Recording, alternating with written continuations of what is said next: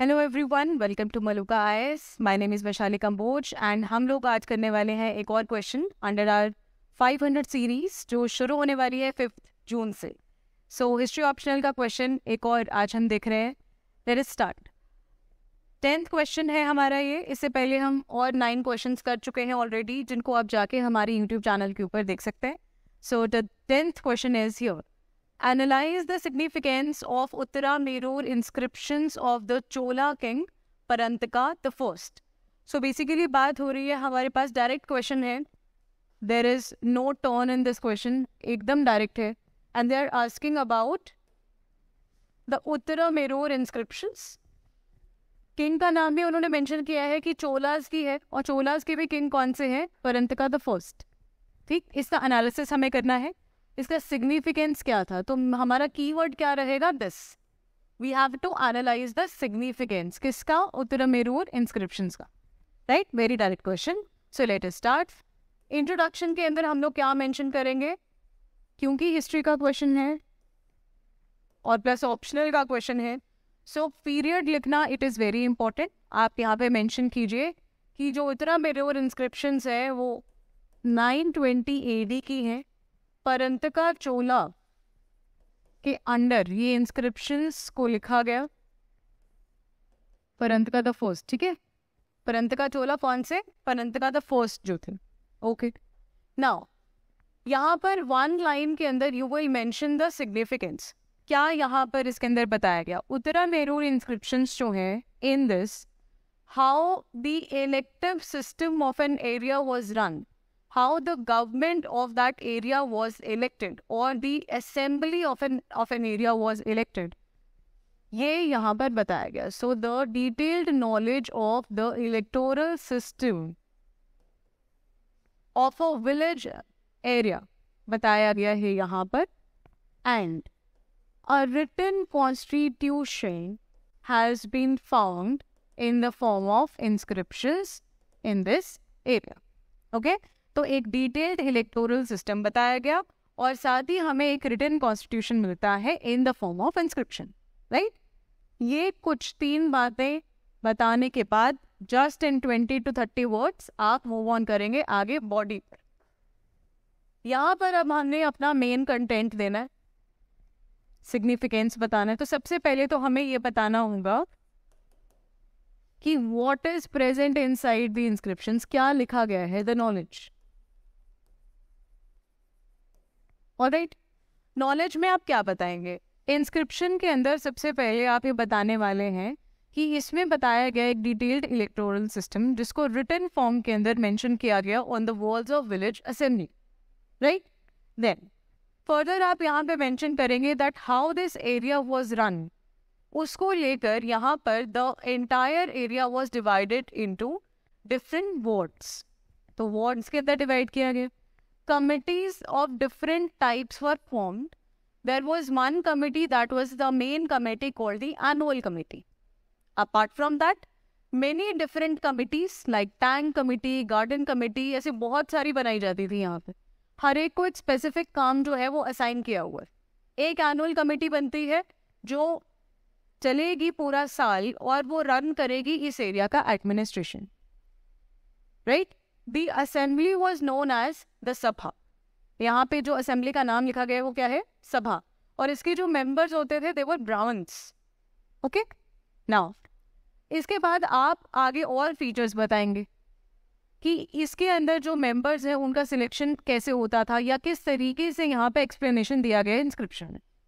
तो इंस्क्रिप्शन यहाँ पर बताती है अबाउट कौन से ऐसे लोग हैं जिनको यहाँ पर एडमिशन दिया जा सकता है इस असेंबली में, मतलब can be the members of the assembly.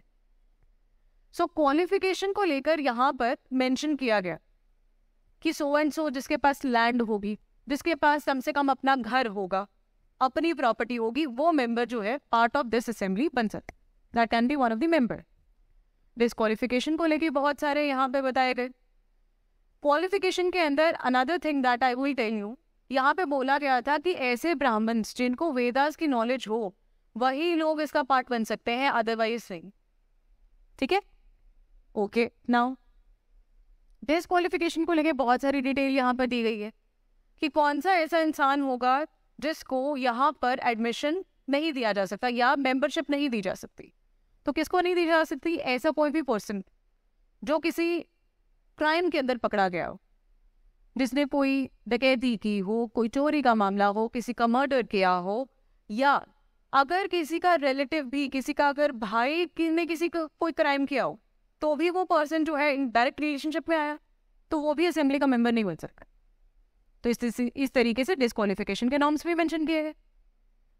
Then after that they have also mention कि if we found any person doing corruption, कोई करप्शन कमिट करता है यहाँ पर पाया गया, किस तरीके से उस रॉन्ग डूअर को सजा दी जाएगी, पनिशमेंट्स क्या होंगी, ये भी बताया गया।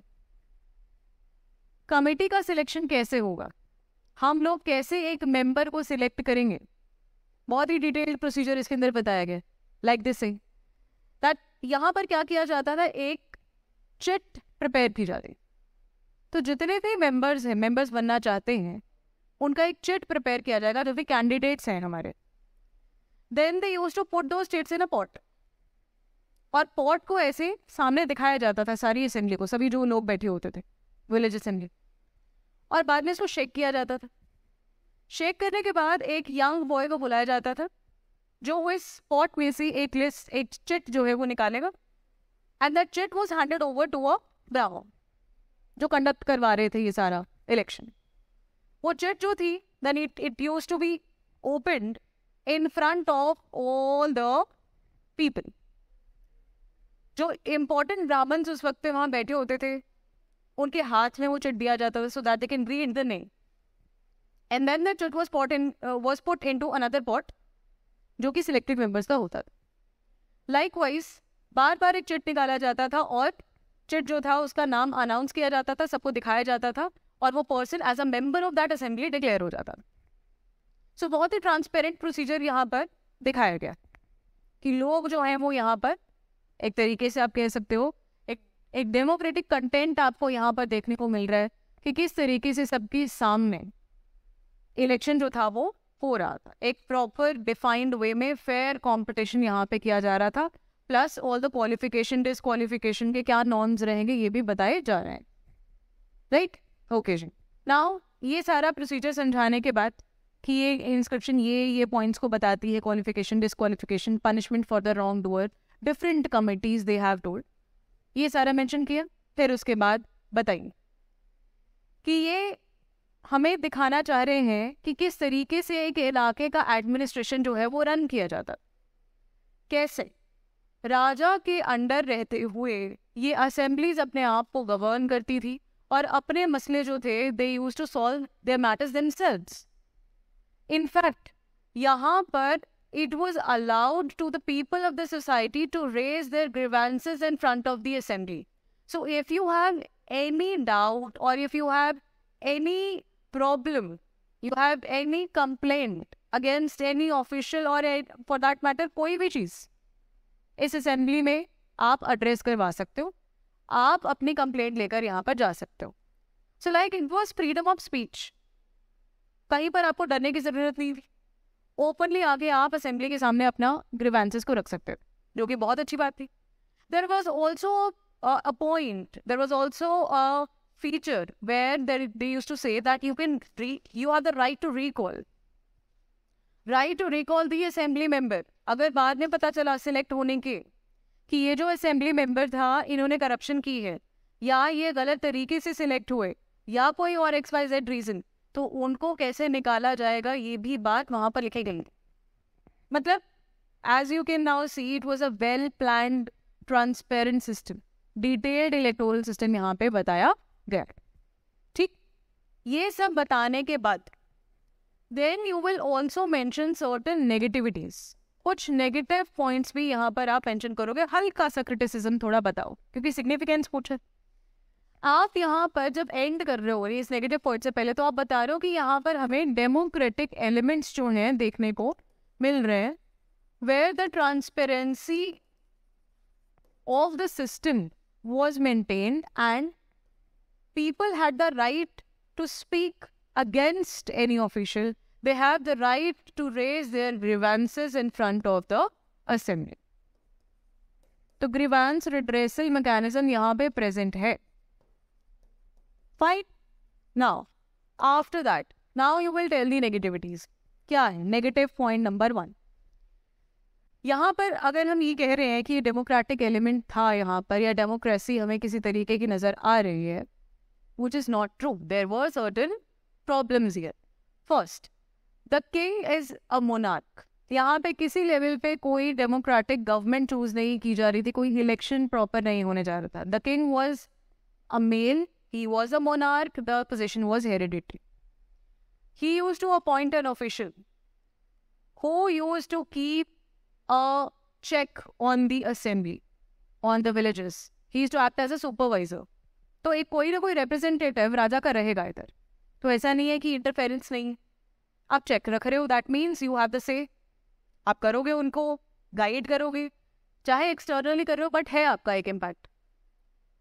ऑल्सो यहाँ पे जिन लोगों को सिलेक्ट किया जा रहा है, असेंबली का जो पार्ट बन रहे हैं, those members do not belong to the common people. वो सो कॉल्ड हाई क्लास के लोग ही हुआ करते थे, तो सभी को अलाउ किया. क्वालिफिकेशन के टर्म्स पे आप देखो, जिनको वेदास का नॉलेज है, जिनके पास सर्टेन प्रॉपर्टी है, वही लोग इसका मेंबर बन सकते हैं. अब ये चीज़ हर के बस की बात नहीं थी. अगेन बहुत सारे लोग यहाँ से एक्सक्लूड कर दिए थे, right? So likewise we can see that the electoral system is present, the detailed electoral system is present, but although there is transparency, but still जिस तरीके से इलेक्शन होना चाहिए था, जिस तरीके से आज का डेमोक्रेटिक कंट्री में डेमोक्रेटिक गवर्नमेंटल सिस्टम एक होता है, उस तरीके से यहाँ पर प्रोसीजर को फॉलो नहीं किया जा रहा. ठीक है, कहीं ना कहीं डिस्क्रिपेंसीज थी. सो अब आई बात कंक्लूजन की. कंक्लूजन में आप क्या मेंशन कर सकते हैं? यहाँ you can mention that although the democratic element in the modern sense, ये जो एलिमेंट है ये मॉडर्न सेंस के अंदर नहीं प्रेजेंट है. मतलब जिसको आज हम डेमोक्रेसी कहते हैं, जो डेमोक्रेसी की डेफिनेशन हम आज देते हैं, ये प्रेजेंट नहीं है. But we do see a certain kind of democratic element which is progressive for those times. उस समय को लेकर वो बहुत ही बढ़िया चीज़ थी, यूनिक चीज़ थी, जो शायद कहीं और इलाकों में फॉलो नहीं की जा रही थी, लेकिन यहाँ पर फॉलो की गई. ठीक है, सो लाइकवाइज आप ये बात को मेंशन करके कि ठीक है, हमें मॉडर्न सेंस जैसा नहीं मिला, लेकिन हमें कुछ एलिमेंट तो डेमोक्रेटिक मिला था, जो कि उस वक्त के लिए बहुत ही कमेंडेबल बात थी. फाइन. तो likewise you can mention and you can end the answer. Alright, now let us see our model answer. So here period बताने के बाद आप बताएंगे उसका इम्पोर्टेंस कि 1100 ईयर्स अबो ये चीज़ हो रही है, वेर इलेबोरेटेड इलेक्टोरल सिस्टम को बताया गया, और एक रिटन कॉन्स्टिट्यूशन जिसके थ्रू इलेक्शंस होते थे वो बताया जा रहा है. This was written. सभी के सभी अब यहाँ पे फीचर्स आप बता रहे हैं, वार्ड्स कैसे बनाए जाते थे, क्वालिफिकेशन क्या है, डिसक्वालिफिकेशन के नॉर्म्स क्या हैं, मोड ऑफ इलेक्शन, सारा प्रोसीजर जैसे मैंने आपको एक्सप्लेन किया कैसे कैसे होता था. The constitution of the committees कैसे बनती हैं, क्या उनका काम होता है, कौन कौन सी कमिटीज यहाँ पे प्रेजेंट थी, सभी के बारे में यहाँ पे लिखा गया. The power to remove the wrong doer, the right to recall, and hence Tamil Nadu के इस एरिया में टेम्पल वॉल्स के ऊपर इंस्क्रिप्शंस में एडमिनिस्ट्रेशन के बारे में विलेज असेंबलीज की बताया जा रहा है, विलेज असेंबलीज की फॉर्म में बताया जा रहा है. ऑलराइट जी, नाउ फाइनली आप इनके बारे में ये भी लिखेंगे that the procedure was not completely democratic. Why? Because Chola empire was still a monarchy. राजा प्रेजेंट है, अपने ऑफिसर्स के थ्रू वो कंट्रोल यहाँ पे एग्जीक्यूट करता था, सुपरवाइज करता है वो यहाँ पर. Members were elected by a lot system, जैसे मैंने आपको बताया कि चिट निकाल के ये लोग करते थे. अब लॉट सिस्टम है, कोई प्रॉपर इलेक्शन का सिस्टम तो यहाँ पे नहीं था. यहाँ पे यूनिवर्सल अडल्ट फ्रेंचाइजी की अगर मैं बात करूँ तो ऐसा तो कोई कॉन्सेप्ट नहीं है, हेंस ट्रूली डेमोक्रेटिक नहीं है. The decisions were not taken by way of voting, कोई यहाँ पे सबकी सलाह से डिसीजन नहीं लिया जाता, म्यूचुअली ले लेते थे डेलिब्रेट करके कि ठीक है हमें इकट्ठे मिलके ये काम करना है. बट ऐसा नहीं है कि यहाँ पे प्रॉपर वोट डाली जाएंगी और मेजॉरिटी वाला काम किया जाएगा. ठीक, ऐसी बात यहाँ पर नहीं. कंक्लूजन में बताते हुए दैट लोकल गवर्नमेंट का जो सिस्टम यहाँ पर है, हालांकि वो मॉडर्न डेमोक्रेटिक सिस्टम जैसा नहीं है, but still democratic content to some extent हम लोग यहाँ पर देखते हैं, जो कि उस समय के लिए बहुत ही कमेंडेबल बात थी, उस समय के लिए बहुत ही प्रोग्रेसिव ये सोच थी. It was a progressive thought for that time period. Fine. I hope you have understood the answer here. Telegram channel पे हमारे ये अवेलेबल है, आप जाके इसको एक्सेस कर सकते हैं. Right. So that is all from my side. Thank you so much for watching. See you in the next session with another question. Till then, take care. Have a great day.